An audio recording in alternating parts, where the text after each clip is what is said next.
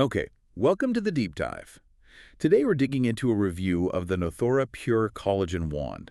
It's pitched as this way to get, deep moisture, fewer wrinkles, a kind of natural glow. Right. It's one of those at-home devices, often uses maybe sonic vibrations with a serum. Exactly. And the sources we looked at, they're basically asking one big question. Is this thing actually legit, or is it just clever marketing? And interestingly, the first big point seems to be about transparency, which, in skincare, that's a pretty big deal for trust. Yeah, Nothora seems to have leaned into that quite heavily, like it's their main hook. Seems like it. They understand that showing your cards, so to speak, builds that initial confidence. Okay, but hold on. Aren't companies supposed to list ingredients anyway?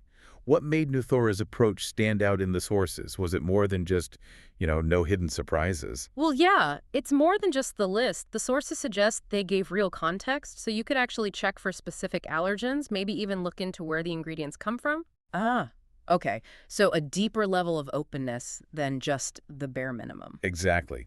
Pretty rare, apparently, and something users really value. And this openness carried through to explaining how it works, too. Right, the mechanism. So they didn't just say, use this wand, they explained the why. Something about sonic vibrations helping the collagen absorb. Mm-hmm. Gentle sonic microvibrations, yeah. The idea is it helps with dermal penetration, so you're not just smearing collagen on top. You're supposedly helping it get in. Which, theoretically, should make it more effective. Knowing there's tech involved gives it a bit more weight. Definitely boosts confidence. And they paired that with really clear instructions, too. Step-by-step guides. Yeah. Less room for error, which again shows they care about you getting the result. Okay, so they build this foundation of trust. But does it actually work? What did the user experiences and the sources say? Well, the overall vibe was pretty positive. Lots of users seemed genuinely happy.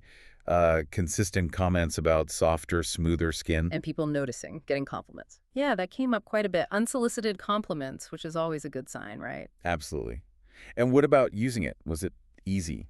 That was another plus point mentioned. Convenience. It's portable, apparently quite versatile. Face, neck, hands, easy to take with you. Makes sense. If it's easy to use, you're more likely to stick with it, which is key for skincare. Exactly. Consistency is everything. Okay, but it can't all be glowing reviews. We need balance.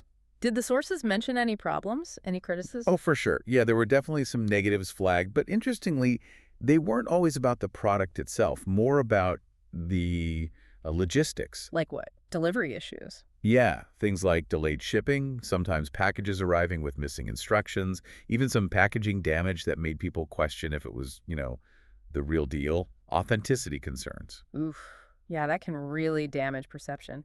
A missing instruction sheet or a elite delivery, that immediately makes you skeptical, even if the wand itself is fine. Totally. It kind of undermines all that trust they tried to build up front. So the real test becomes, how does the brand handle those hiccups? Ah, and that's where it gets interesting, right?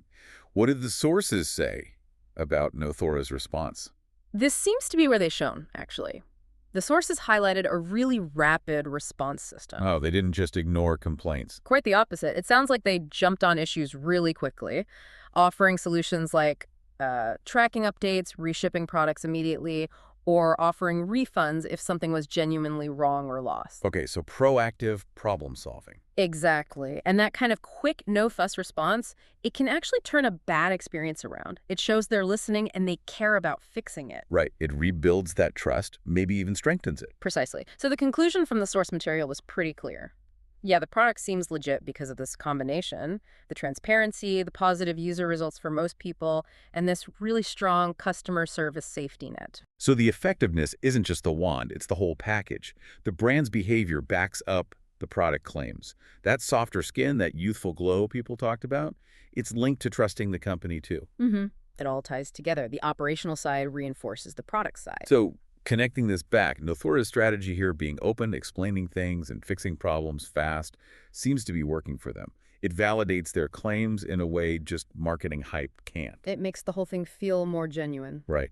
So here's something to think about for you, the listener.